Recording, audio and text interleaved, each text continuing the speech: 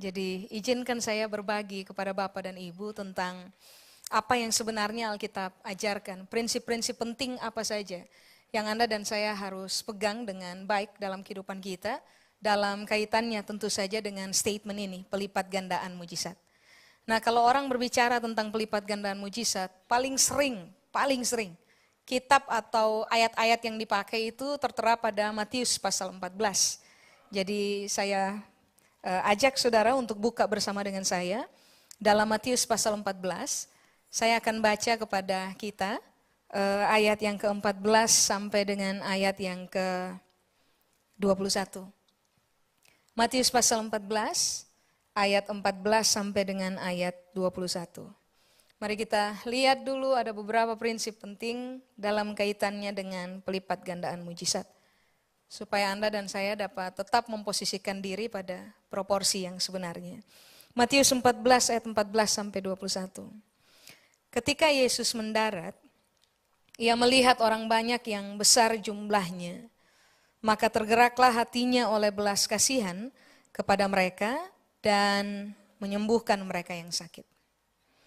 Menjelang malam, murid-muridnya datang kepadanya dan berkata, "Tempat ini sunyi dan hari sudah mulai malam. Suruhlah orang banyak itu pergi supaya mereka dapat membeli makanan di desa-desa." Tetapi Yesus berkata kepada mereka, "Tidak perlu mereka pergi.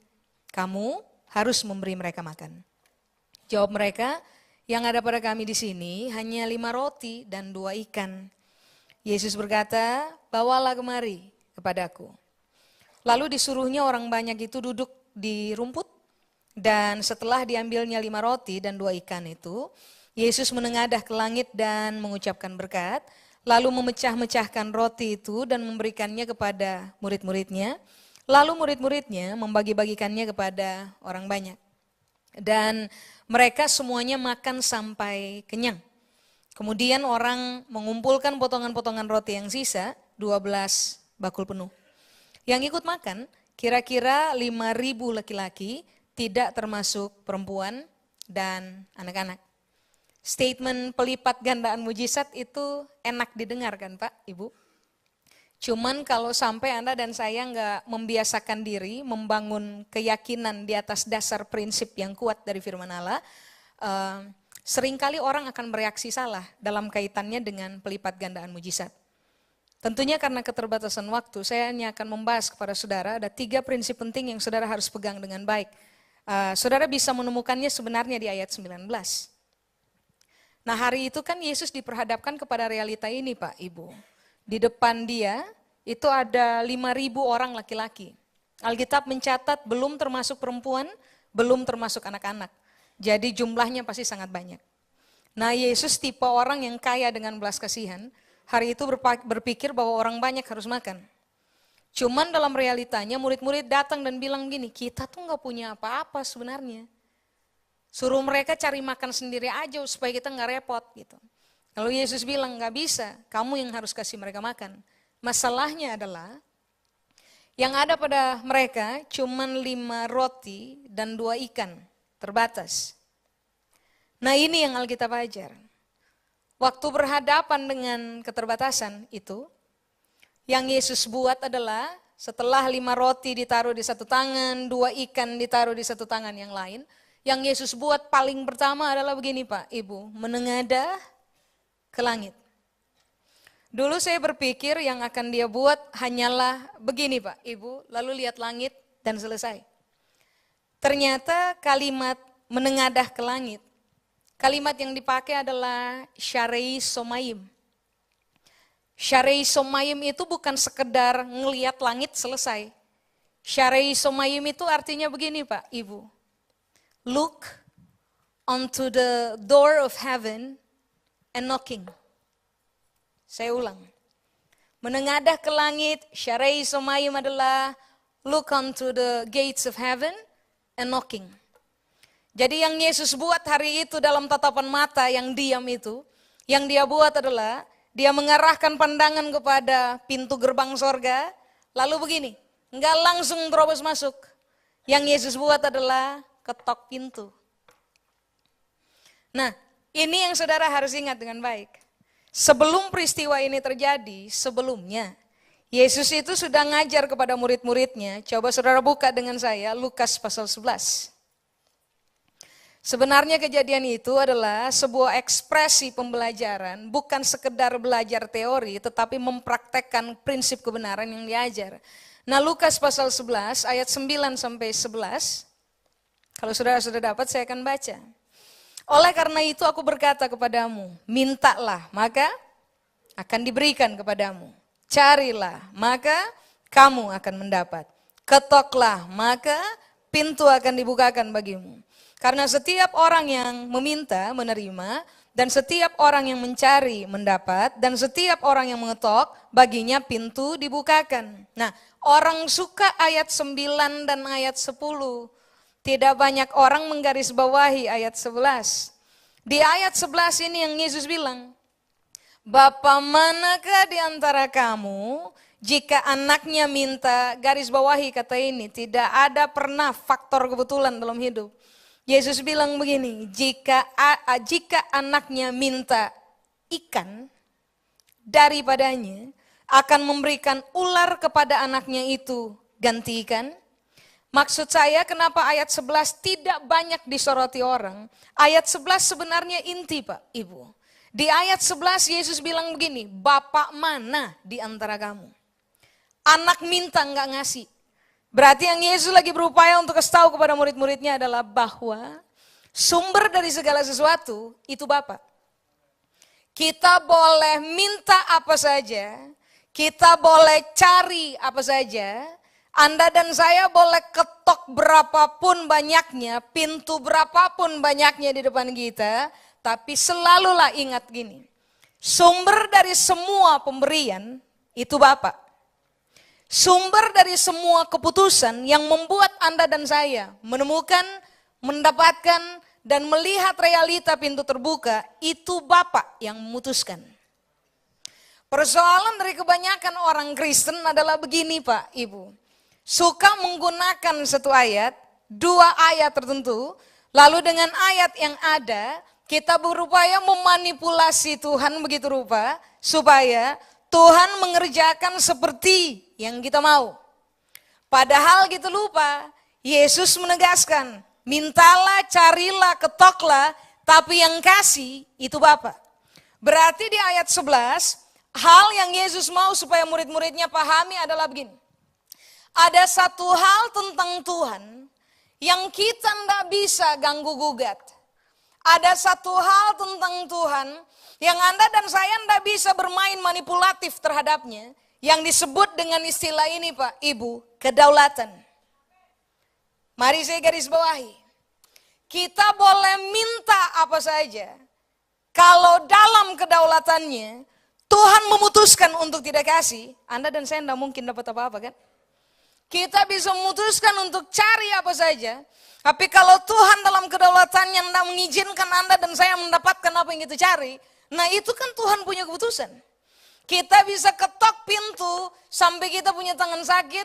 Kalau Tuhan yang adalah tuan rumah itu, pemilik dari pintu itu, nggak buka itu pintu, Anda dan saya nggak mungkin akan melihat pengalaman pintu terbuka. Makanya kenapa Alkitab mengajarkan ini kepada kita. Yesus nggak demonstratif. Yesus nggak agresif. Yang Yesus buat cuma simpel. Mengarahkan pandangan kepada pintu gerbang sorga di mana Bapaknya bertahta, dan yang Yesus buat cuman begini saja Pak, Ibu, ketok pintu saja. Tentang persoalan Bapak mau buka atau tidak, itu sudah Bapak punya urusan itu.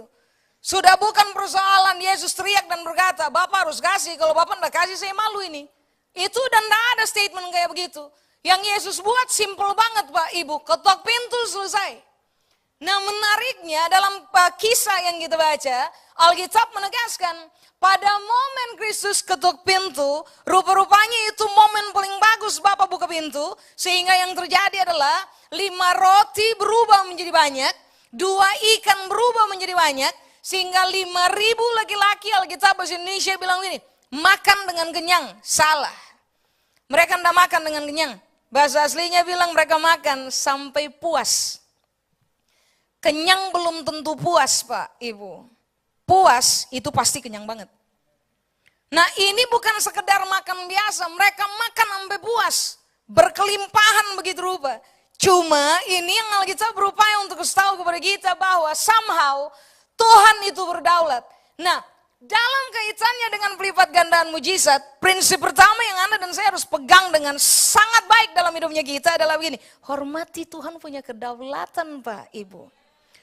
Please respect God punya sovereignty itu, kedaulatan itu. Supaya begini, Anda dan saya tidak berupaya, dari tadi saya sudah bilang itu kata, memanipulasi Tuhan dengan cara begini. Ini kan saya berdoa ayat ini. Tuhan harus kerjakan seperti yang saya mau dong. Tuhan harus ingat loh, saya sudah kasih terlalu banyak buat Tuhan. Jadi kali ini saya minta Tuhan harus kasih. Tuhan juga harus ingat, saya ini udah melayani begitu rupa, makanya kalau saya minta Tuhan harus kasih. Nah ini kan sudah bukan permainan itu Pak, Ibu. Dalam kaitannya dengan pelipat gandaan mujizat, Anda dan saya, mari saya ulang. Boleh minta apa saja, boleh cari apa aja, boleh ketok pintu berkali-kali, tapi selalu ingat begini. Kalau Tuhan mau kasih, puji Tuhan. Kalau Tuhan tunda kasih, puji Tuhan. Kalau sampai Tuhan tidak kasih, serius. Kalau sampai Tuhan tidak kasih, harusnya Anda dan saya pun berani berkata, puji Tuhan.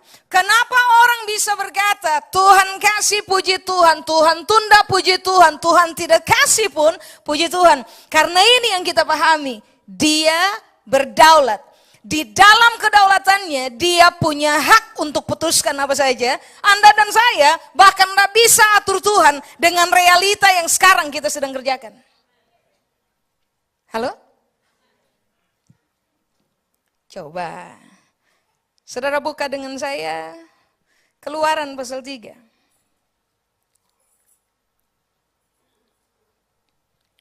Masalahnya begini Pak, Ibu. Orang suka statement pelipat gandaan mujizat. Dan orang gak siap bahwa Tuhan itu berdaulat. Orang hanya diatur begitu rupa cara berpikirnya kita. Diatur begitu rupa. Sampai kita tiba pada titik ini. Kalau saya minta harus dikasih nih. Pertanyaannya, bagaimana kalau gak dikasih? Kita ini akan tetap bereaksi betul enggak? Bagaimana kalau kita Tuhan tahan untuk sementara waktu, enggak jawab dulu. Kita ini akan tetap bereaksi betul enggak? Jangan-jangan kita bereaksi salah karena memang kita enggak pernah disiapkan dengan kata tidak. Padahal kalau sampai Tuhan jawab tidak pun, itu ekspresi dari kebesaran, dari kedaulatan Tuhan dalam kita punya hidup Pak, Ibu. Coba saudara lihat dengan saya Keluaran pasal 3.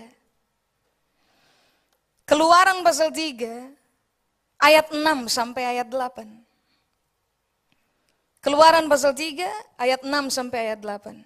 Lagi ia berfirman, Akulah Allah ayahmu, Allah Abraham, Allah Ishak dan Allah Yakub. Lalu Musa menutupi mukanya sebab ia takut memandang Allah. Dan Tuhan berfirman, Aku telah, garis bawahi kata penting ini, memperhatikan dengan sungguh kesengsaraan umatku di tanah Mesir.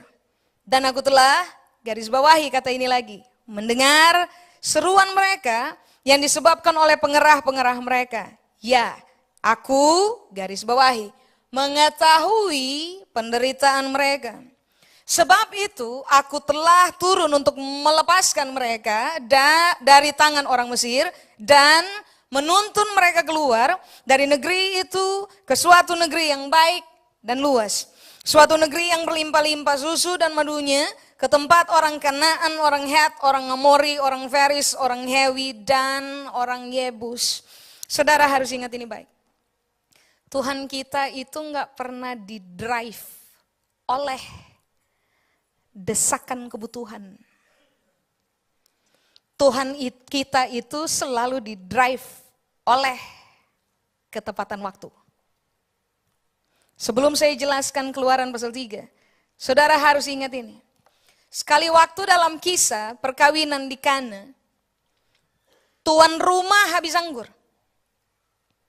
Yang datang pada Yesus itu bukan orang sembarangan. Yang datang pada Yesus ini lingkar dalam. Orang dari lingkar dalam, mamanya. Alkitab mencatat Yesus itu respect sama mamanya banget. Nah hari itu Maria datang pada Yesus dan Maria bilang begini, mereka kehabisan anggur. Waktu melihat realita itu tentunya saudara paham, kalau Maria putuskan datang pada Yesus itu pasti karena telah terbangun konsep kuat dalam pemikiran Maria bahwa Yesus bisa bikin apa aja. Makanya Maria datang dan bilang sama Yesus, mereka kehabisan anggur. Apakah hari itu Yesus langsung bilang gini, oh mereka kehabisan anggur? Ya udah, suruh mereka siapkan aja air, saya langsung ubah deh air jadi anggur. Apakah Yesus langsung keluarkan itu statement? Tidak. Even mamanya yang minta, ini yang Yesus bilang sama mamanya, mama mau apa dari saya? Saya punya waktu belum tiba, ma. Artinya Yesus lagi bilang, mama mau minta sampai berteriak, mama mau berlutut, saya mau punya lutut bolong. Kalau saya punya waktu belum tiba, itu air tidak mungkin berubah jadi anggur. Makanya, nothing happens. Tidak terjadi apapun. Somehow yang terjadi berikutnya adalah Yesus suruh pelayan-pelayan kasih siap tempayan, isi air, air langsung berubah jadi anggur. Tapi Alkitab tidak pernah kasih tahu kepada kita bahwa waktu mamanya Yesus minta, saat itu juga Yesus sediakan. Enggak, ada sebuah momen tertentu. Baru kemudian setelah momen itu tiba, baru Yesus kerja. Artinya Alkitab dari dulu berupaya kasih tahu kepada kita bahwa dia bukan Allah yang bisa langsung bekerja karena desakan kebutuhan. Dia adalah Allah yang bekerja berdasarkan ketepatan waktu dalam kedaulatannya. Nah itu yang harus dipahami oleh semua orang. Halo? Nah mari kembali kepada Keluaran pasal 3. Hari itu Tuhan datang pada Musa dan Tuhan bilang sama Musa begini. Musa, saya ini Allahnya bapakmu, Mus. Saya juga Allahnya Abraham, saya juga Allahnya Ishak, saya juga Allahnya Yakub. Saudara pikir Tuhan lagi berupaya kasih tahu apa itu? Bapaknya Musa itu hidup lain waktu, beda waktu dengan Abraham. Iya kan? Yakub hidup beda waktu dengan Abraham. Ishak hidup beda waktu dengan Abraham. Waktu Tuhan datang pada Musa, Tuhan mau Musa paham ini. I am the God of ages. Saya adalah Allah atas waktu. Allah atas generasi. Allah atas perubahan zaman. Itu dulu perkenalan pertama Tuhan dengan Musa. Baru kemudian Tuhan bilang sama Musa begini, tahu nggak? Saya sudah perhatikan apa yang terjadi di tanah Mesir. Saya dengar mereka punya teriakan, saya tahu betul apa yang mereka rasa, apa yang mereka alami. Makanya ini yang saya putuskan untuk kerjakan. Saya mau turun sekarang untuk bebaskan mereka. Saudara tahu ini ayat muncul setelah orang Israel berdoa dan harus tunggu berapa lama? Orang Israel diperbudak di tanah Mesir itu bukan 1 bulan 2 bulan Pak, Ibu. Bukan 1 tahun 2 tahun. Orang Israel diperbudak di tanah Mesir, dianiaya di luar batas peri kemanusiaan, dibakar hidup-hidup, darah tertumpah tanpa ada penghargaan di dalamnya. Itu sejarawan mencatat 400 tahun Pak, Ibu. Itu lama. Saudara pikir mereka enggak stres tunggu Tuhan turun tangan? Halo? Kita ini terbiasa terbangun di sini bahwa saya minta harus dapat sekarang. Gak bisa. Kita harus respect sama Tuhan punya kedaulatan. Kalau dia mau kerja sekarang, dia bisa bikin apa saja. Tapi kalau dia putuskan, tunggu dulu, Anda dan saya harus respect pada itu. Orang Israel itu dari zaman mereka lahir sampai besar, turun-temurun itu diwajibkan pengajaran ini. Kasih tahu cerita buat anak-anak tentang Tuhan itu hebat. Cerita buat anak-anak bahwa Tuhan itu ajaib. Tuhan itu harus dicintai. Nah itu kan pengajaran turun-temurun dalam keluarga Israel. Saudara pertimbangkan ini. 400 tahun menderita. Konsep tentang Tuhan menolong gugur gak di dalam benaknya mereka? 400 tahun berteriak Tuhan dah turun tangan. Konsep tentang Tuhan menolong itu gugur gak? Gampang gugur kan? Orang gampang ragu terhadap Tuhan. Orang gampang mempertanyakan ulang tentang Tuhan. Sometimes orang akan berpikir, jangan-jangan Tuhan yang adalah penolong, yang dikasih tahu kepada kita, itu cuma dongeng. Jangan-jangan. Bayangkan, 400 tahun minta tolong, tidak bebas. Lalu tiba-tiba Tuhan datang sama Musa dan bilang, I am the God of ages.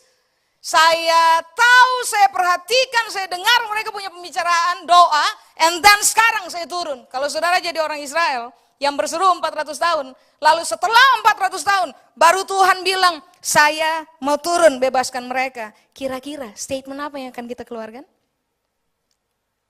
Halo, saya bertanya ini.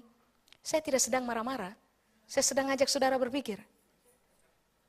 Coba, kalau saudara jadi orang Israel berseru 400 tahun, and then setelah 400 tahun, Tuhan bilang, sekarang saya turun. Kalimat pertama yang pasti saudara akan ucapkan pada Tuhan apa kira-kira?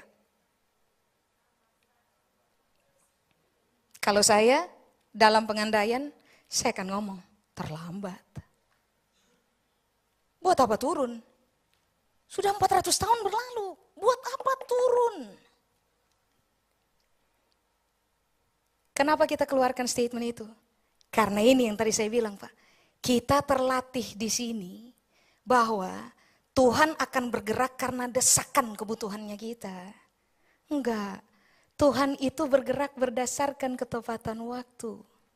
Setelah 400 tahun baru Tuhan turun, orang bilang Tuhan terlambat. Tidak, itu waktu paling tepat.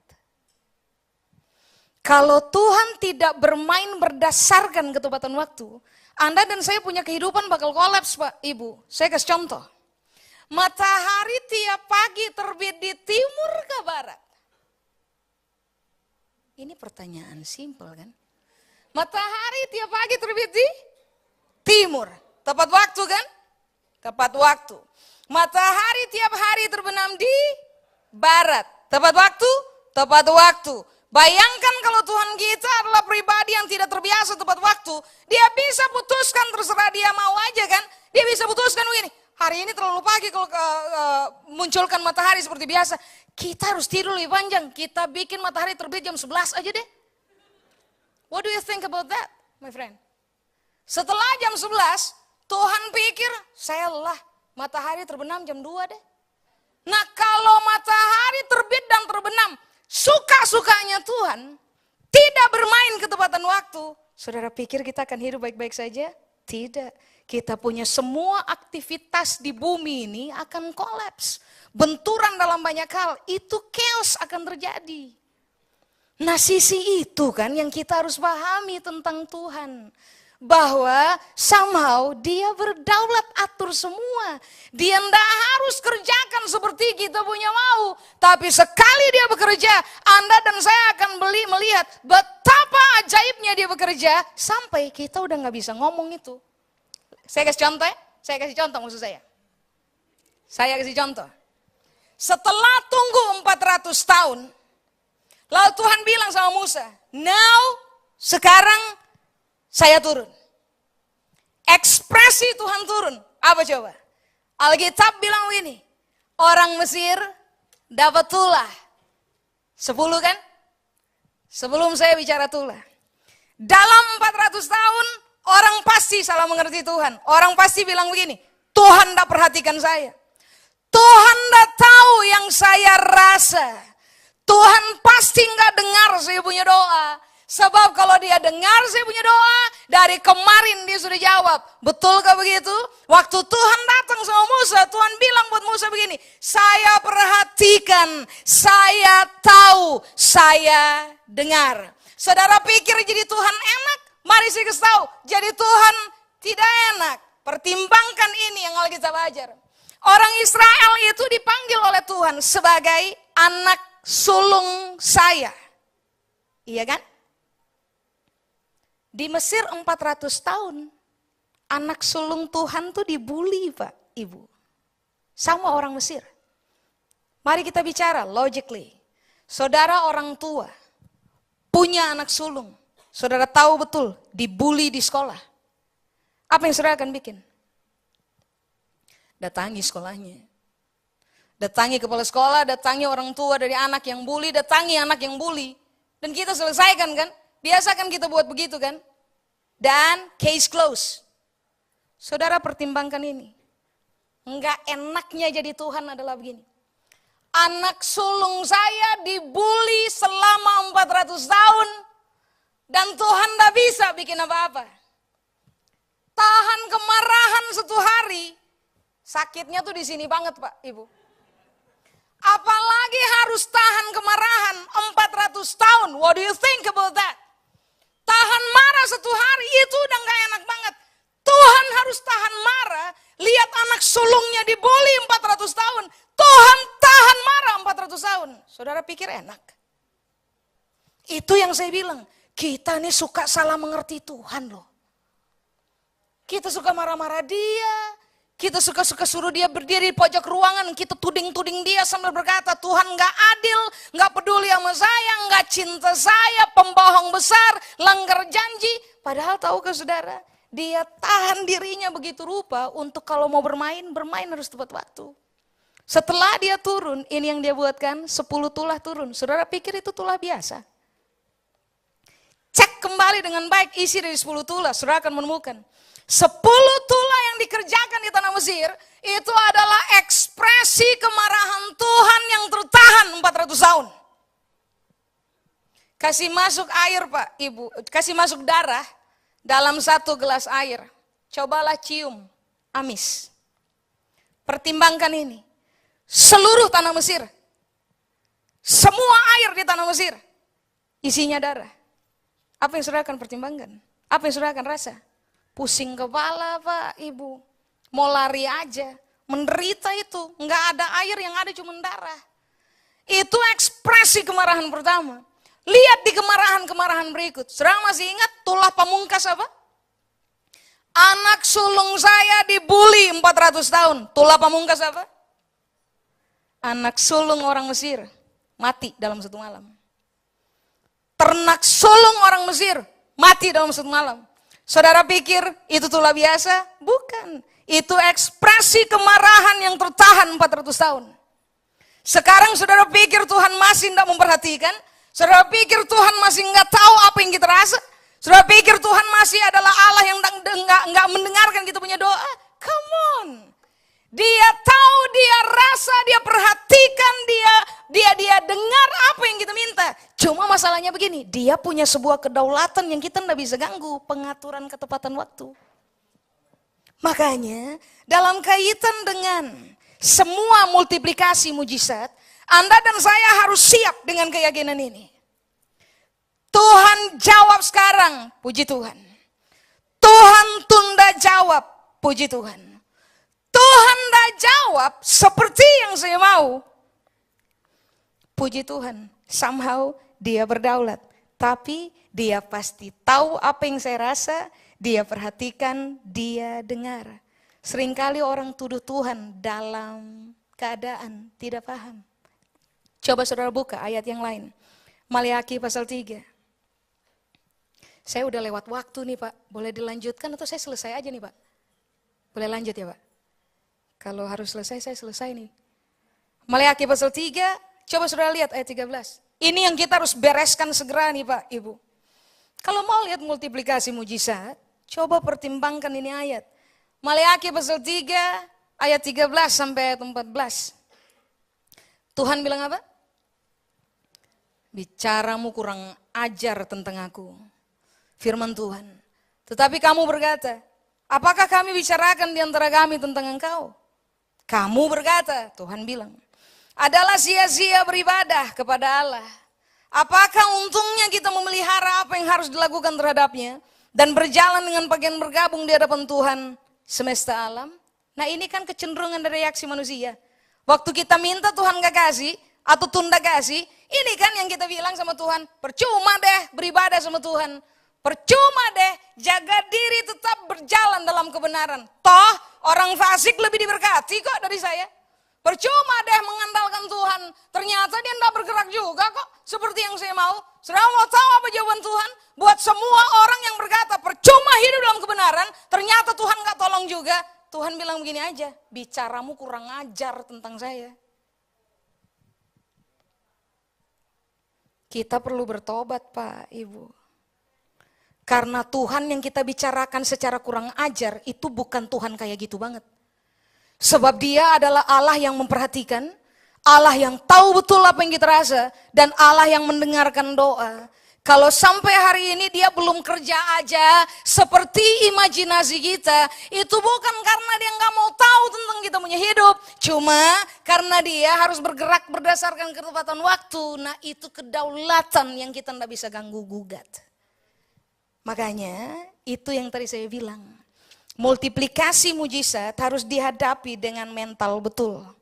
Dengan cara berpikir betul. Supaya Anda dan saya akan tetap didapati sebagai orang yang bereaksi benar waktu berhadapan dengan realita hidup. Kedua, hal yang Tuhan buat adalah begini, Yesus buat adalah pegang 5 roti, pegang 2 ikan, setelah melihat ke the gates of heaven, hal yang kedua yang dia bikin adalah mengucapkan berkat. Kata yang dipakai adalah kata brokois, tapi orang paling banyak menggunakan kata ini Pak, Ibu, braka. Braka itu artinya begini, menggunakan formula yang ada untuk bersyukur dan mengucapkan kata-kata baik. Jadi hari itu saudara tentunya tahu bagaimana mungkin 2 tambah 5 bisa kasih puas 5.000 laki-laki makan. 2 tambah 5 yang kita tahu cuma 7 hasilnya. Yang Yesus buat adalah 5.000 orang laki-laki makan sampai puas. Nah, ini formulanya, ini yang lagi kita ajar. Orang harus mulai terbiasa meyakini bahwa keterbatasan yang kita punya dalam kehidupan itu tidak dapat mengerat ketidakterbatasan Tuhan. Somehow, Allah kita adalah Allah yang sampai zaman ini berakhir, bumi berakhir, dia tetap dikenal sebagai Allah yang tanpa batas. Allah yang dapat mengerjakan apa saja. Cuman ini yang Anda dan saya harus mulai membiasakan diri melakukannya dalam keseharian kita. Waktu kita berhadapan dengan keterbatasan, please my friend, berhentilah cursing our limitation. Berhentilah mengutuki realita keterbatasan yang kita lihat di depan mata. Berhentilah bersungut kepada realita keterbatasan yang kita lihat di depan mata. Berhentilah mengucapkan kata-kata tidak baik pada waktu Anda dan saya atas seizin Tuhan harus berhadapan dengan realita keterbatasan. Anda dan saya harus melihat bahwa di tengah-tengah sebuah keterbatasan, sebenarnya ada peluang bagi Anda dan saya untuk belajar bahwa Tuhan itu tidak terbatas dan dia bisa bikin apa saja. Masalahnya kata braka yang dipakai, tadi saya sudah bilang, formula yang digunakan untuk bersyukur atau mengucapkan kata-kata baik. Orang hanya bisa bersyukur dalam keterbatasan Pak, Ibu, kalau mereka punya formula. Orang hanya bisa mengucapkan kata-kata baik terhadap keterbatasan mereka kalau mereka punya formula. Nah, formula yang dimaksud tuh simpel banget Pak, Ibu. Mari saya tanya untuk Bapak dan Ibu. Seumur saudara hidup dan pernah berdoa, adakah doa saudara yang pernah dijawab sama Tuhan? Ada enggak? Ada doa yang pernah dijawab? Ada. Seumur saudara hidup, saudara pernah minta mujizat. Ada enggak mujizat yang Tuhan bikin untuk saudara? Ada? Seumur hidup saudara, saudara minta tolong sama Tuhan. Pernah enggak Tuhan tolong? Pernah? Nah, cerita-cerita itu harusnya kita ambil sebagai formula. Bahwa Tuhan itu somehow, waktu saya minta tolong, dia tolong. Waktu saya berdoa, dia jawab saya punya doa. Waktu saya butuh mujizat, ternyata dia bikin buat saya mujizat. Nah itu formula. Formula itu yang harus kita bawa, sehingga waktu kita berhadapan dengan keterbatasan di depan mata, yang kita bisa ngomong sama Tuhan adalah begini, Tuhan, ini terbatas sih. Tapi saya tahu banget, Tuhan itu jawab doa, saya pernah ngalami. Tuhan itu bikin mujizat, saya pernah ngalami. Tuhan itu penolong, saya pernah ngalami. Jadi saya bersyukur dengan keterbatasan yang ada. Sebab Tuhan yang tidak terbatas bisa bikin apa saja pada realita terbatas. saya pernah ngalami. Nah itu formula. Formula saya pernah ngalami itu yang saudara harus bawa kemana-mana. Sehingga waktu saudara berhadapan dengan keterbatasan, saudara bisa bilang untuk diri sendiri, nggak ada alasan untuk bersungut. Alasan saya menghadapi keterbatasan satu aja, bersyukur. Sebab Tuhan pernah tolong, kali ini dia bisa tolong kok. Kalau dia bisa tolong, untuk apa saya bersungut? Bersungut nggak ngubah apapun Pak, Ibu. Halo? Tuhan Yesus enak hari itu, masih punya 5 roti dan 2 ikan. Bagaimana kalau yang kita hadapi sekarang adalah, kita nggak punya roti, kita cuma punya rumah-rumah. Kita nggak punya ikan, kita cuma punya ekornya aja. Prinsipnya tetap sama. Kita harus pakai formula untuk bersyukur kepada Tuhan di tengah keterbatasan. Nanti lihat saja, keterbatasan kita itu akan ditelan oleh ketidakterbatasan Tuhan. Itu yang membuat kita akan mengalami penumpukan formula demi formula yang akan membuat kita udah nggak biasa lagi bersungut di tengah-tengah realita kita terbatas. Amin. Terakhir yang Yesus bikin, setelah mengucapkan berkat, yang Yesus bikin adalah bagi. Suruh murid-muridnya bagi. Pengalaman pertama, terbatas. Yang Yesus buat adalah respect pada kedaulatan Bapaknya. Stage yang kedua, terbatas. Yang Yesus bikin adalah mengucapkan berkat atau mengucapkan syukur. Stage yang ketiga, itu enggak terbatas, itu kelimpahan. Yang Yesus bikin adalah berbagi. Prinsip yang Alkitab ajar adalah yang disebut dengan multiplikasi mujizat, Pak, Ibu, itu bukan 1 atau 2 mujizat. Yang disebut dengan multiplikasi mujizat adalah kelimpahan mujizat. Semua mujizat berlimpah, semua keberkatan berlimpah, yang Anda dan saya pada akhirnya bisa terima karena kedaulatan Tuhan dalam kehidupan kita. Prinsip ketiga yang saudara harus pegang sampai tutup mata ke depan ini adalah begini. Semua keberkatan multiplikasi yang Tuhan kerjakan kepada kita, itu selalu ujung-ujungnya berakhir untuk orang banyak kok. Konsep ini selalu terbantah oleh 3 alasan Pak, Ibu. Me, myself, and I. Peganglah konsep me, myself, and I. Saudara akan selalu menemukan diri gagal pada prinsip yang ketiga. Prinsip yang ketiga simple aja.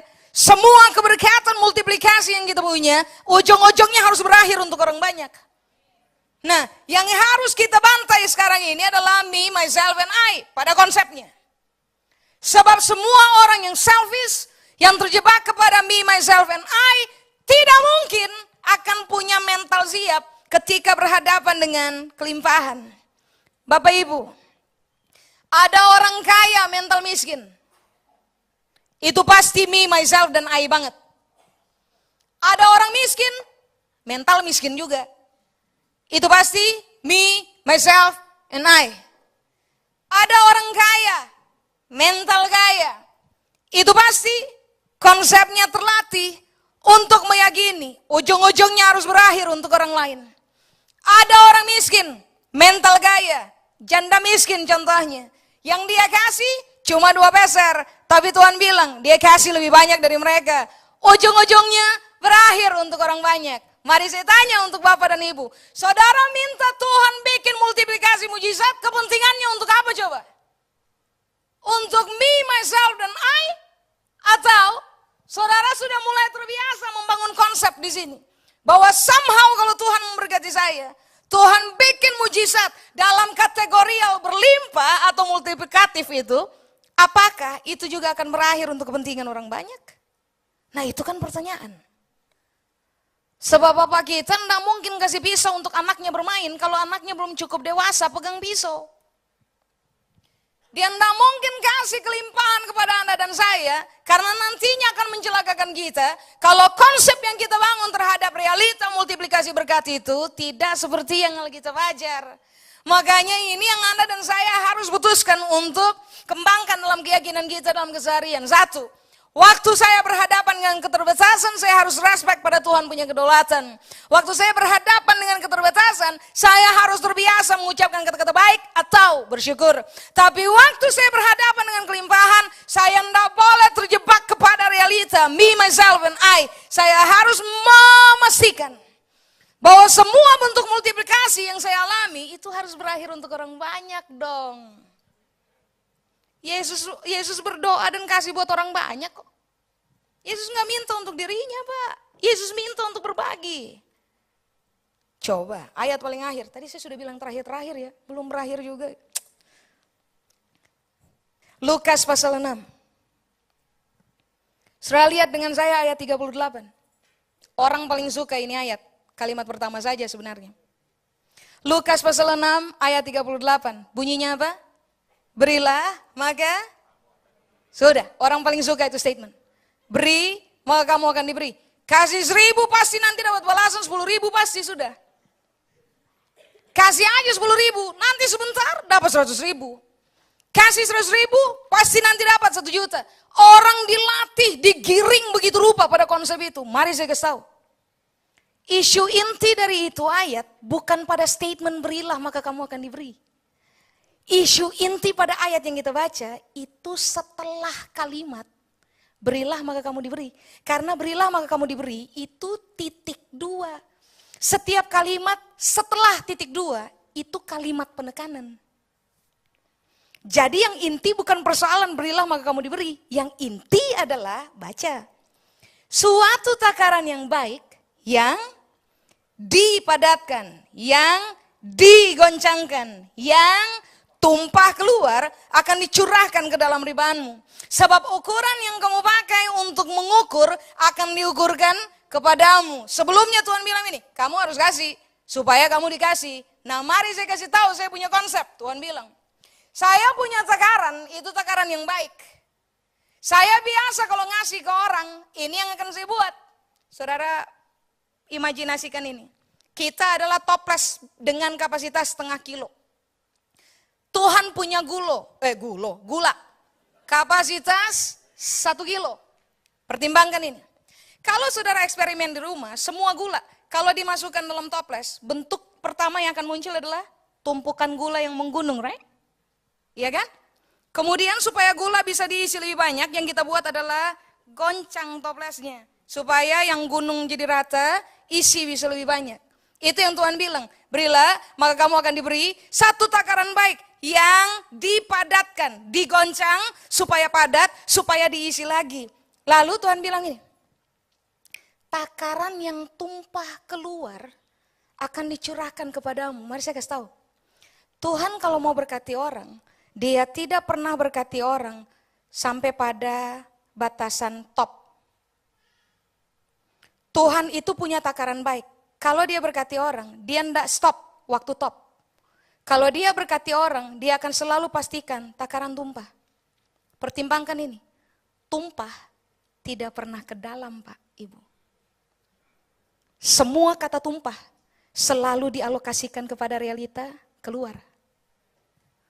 Makanya Tuhan bilang, saya punya takaran yang saya akan ukurkan padamu. Itu takaran baik banget, guys. Takaran baik banget.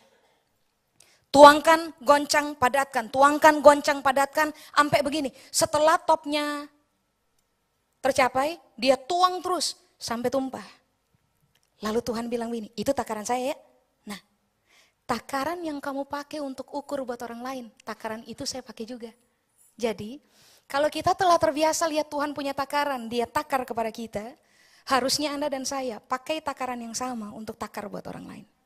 Masalah kita adalah, Tuhan terbiasa bikin kita tumpah, kita kalau mau berbagi dengan orang lain, kita paling suka cuman kasih setengah gelas. Yang paling buruk cuma di pantat gelas, Pak, Ibu.